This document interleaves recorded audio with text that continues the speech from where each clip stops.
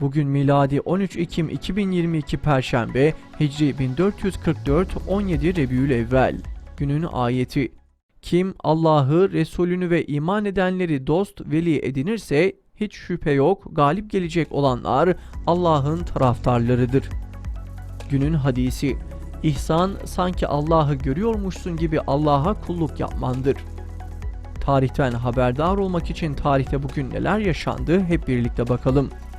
1914 Garrett Morgan gaz maskesini icat etti ve patentini aldı. Afrika kökenli ABD vatandaşı olan Morgan, yangınlarda zehirlenen kişileri kurtarma faaliyetlerine katılmış ve birçok başarılı operasyonlar yapmıştı. Bu türden zehirlenme vakalarının çokluğu üzerine kafa yoran Morgan, en sonunda kurtarma esnasında uyguladığı bezle sarma tekniklerinden de yararlanarak gaz maskesini icat etmeyi başarmıştı. Afrikalı bir siyah olduğu için bu kahramanlıkları ve yaptığı icatlar ırkçı ABD yönetimi tarafından uzun yıllar görmezden gelinmişti. 1918 Talat Paşa liderliğindeki İttihat ve Terakki hükümeti Mondros Mütarekesini imzalayarak Osmanlı için 1. Dünya Savaşı'nı bitirdi ve istifa etti.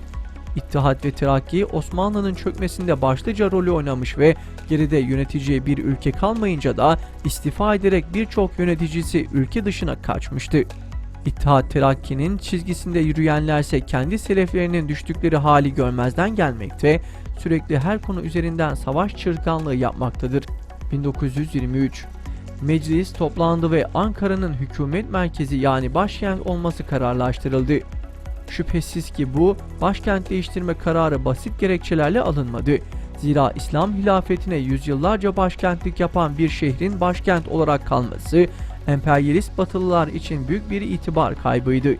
Emperyalistler savaş meydanlarında yenemeyip kabul ettiremediği kararları kendi işbirlikçilerinin eliyle böylece gerçekleştiriyordu.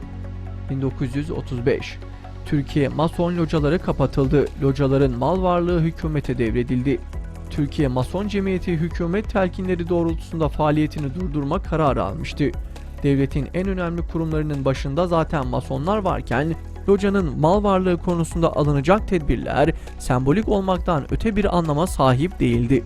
1988 Akaryakıtla başlayan zam sahnağı tüm hızıyla devam etti.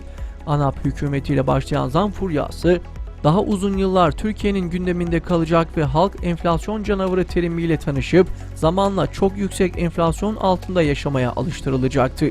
Türk lirası hızla değer kaybedecek ve paradaki sıfırlar gittikçe artacaktı. 2006 Birleşmiş Milletler Genel Kurulu Güney Kore Dışişleri Bakanı Ban Ki-moon'u yeni Birleşmiş Milletler Genel Sekreteri olarak resmen atadı. Moon görevi Kofi Annan'dan 1 Ocak 2007'de devraldı.